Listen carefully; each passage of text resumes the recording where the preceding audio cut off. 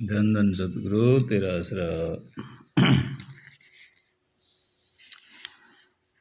निंदा या आलोचना को पचाना सीखें, इस विषय पे कुछ मुझे मिला है, मैं आप लोगों के साथ शेयर करूँगा। मैं कोई अच्छी चीज़ मुझे प्राप्त होती है तो मैं इसी कोशिश में रहता हूँ कि उसको अपने भाई बहनों के साथ शेयर कर लूँ, क्योंकि ये इसलिए लिखी गई हैं कि ये हर एक की ज़िंदगी में घटनाएं ये घटित होती हैं। समय का आगे पीछे हो सकता है, और अगर इन चीज़ों की हमें जानकारी होती है तो उस समय को, और जब ये याद आ जाए उस कठिन समय में, तो उस समय को काटना आसान हो जाता है। इसलिए इसी वजह से मैं ये बातें इस चैनल पे जो बनाया गया है, मेरे लड़के ने बना दिया था इसको, छोटे वाले ने, तो मैं उस पर आप लोगों के साथ साझा करता हूँ।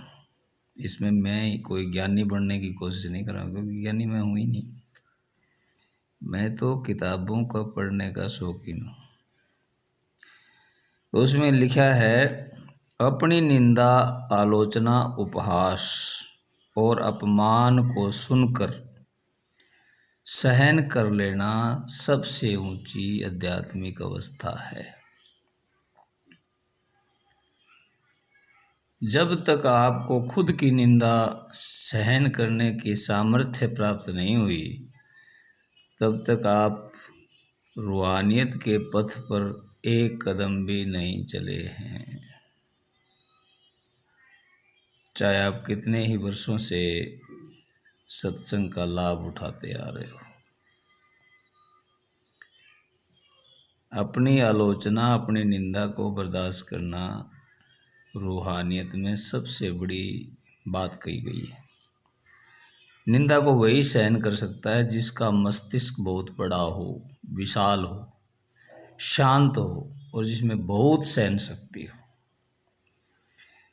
जैसे कि महाभारत में भी कहा गया है, जीवंतु में शत्रुगुणा सदैव येषां प्रसादात् सुविचक्षणो अहम यदा यदा में विकृतिम लभ्यते तदा तदा मां प्रतिबोधयन्ति। तो कह रहे हैं कि मेरे जो दुश्मन हैं, मेरे जो शत्रु हैं, वो सदा जीवित रहें, जिनकी कृपा से मैं बहुत ज्ञानवान हो गया हूँ।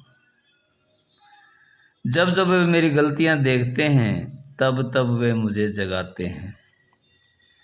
तो देखो, उन्होंने अपने दुश्मन के लिए भी प्रार्थना की है कि वो सदा जीवित रहें, और क्योंकि उनकी वजह से मैं ज्ञानवान हुआ हूँ। उन्होंने मेरी गलतियाँ देखी हैं,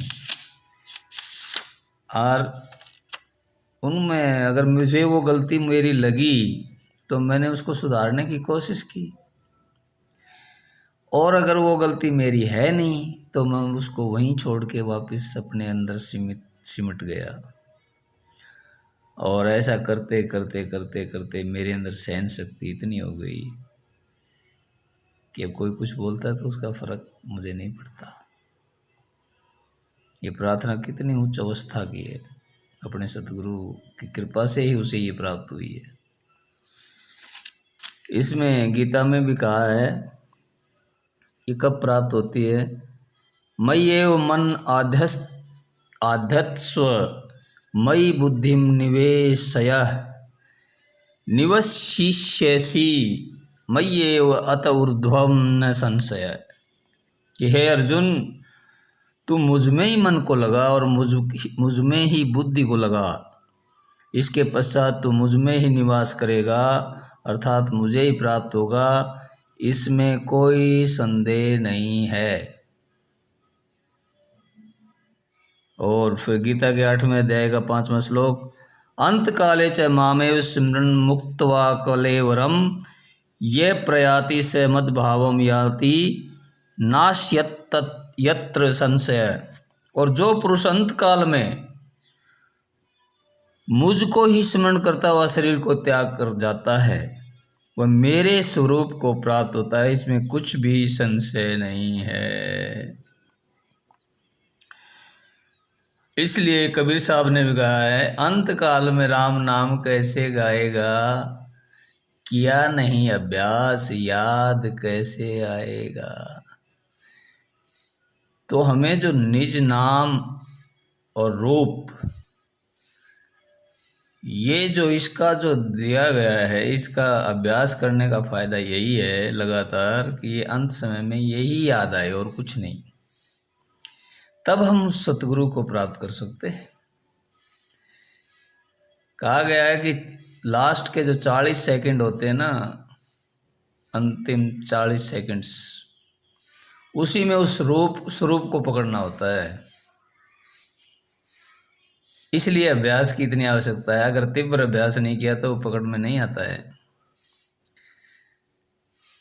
इसलिए अभ्यास की महत्वता, अभ्यास का महत्व इतना ज़्यादा है।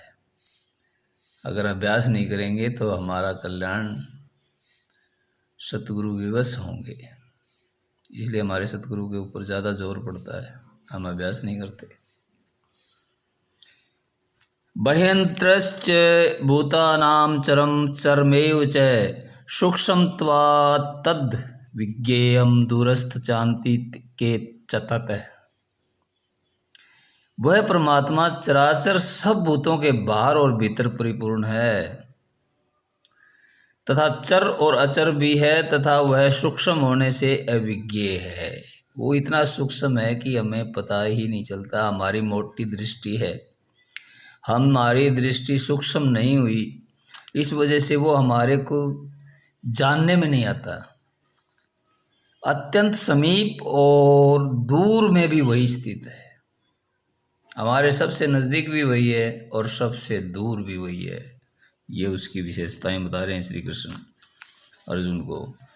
भोक्तारम यज्ञ तपसाम सर्वलोक महेश्वरम सुहृदम सर्वभूतानां ज्ञात्वा माम शांति मृच्छति। सर्वेन्द्रियभुजाभाषम सर्वेन्द्रिय विवर्जितम अशक्तम सर्वभृच्चैव निर्गुण गुण भोक्तृच। यक्षिष्टासीन संतो मुच्यन्ते सर्वकिलवेशी भुंजते ते तवगम पापा ये पचन्त्यातम कारणात् ब्रह्मर्पणम ब्रह्मवीर्ब्रह्मग्नो ब्रह्मणाहुतम ब्रह्मैव तेन गंतव्यम ब्रह्मक्रम समाधिना यत्क्रोशी यत्सनासी यजो हसी ददासी यत् पश्यसि कौन्ते तत्कुरुष्व मदर्पणम। अहम वैश्वानरो भूत्वा प्राणिनां देहमाश्रित प्राणापान समायुक्त पचामन्यम चतुर्विधम। ओम सेनावतु सैनो भुनक्तु सह वीर्यं करवावहै तेजस्विनावधीतमस्तु मा विद्विषावहै। ओम शांति शांति शांति। धन धन सद्गुरु तेरा ही आसरा।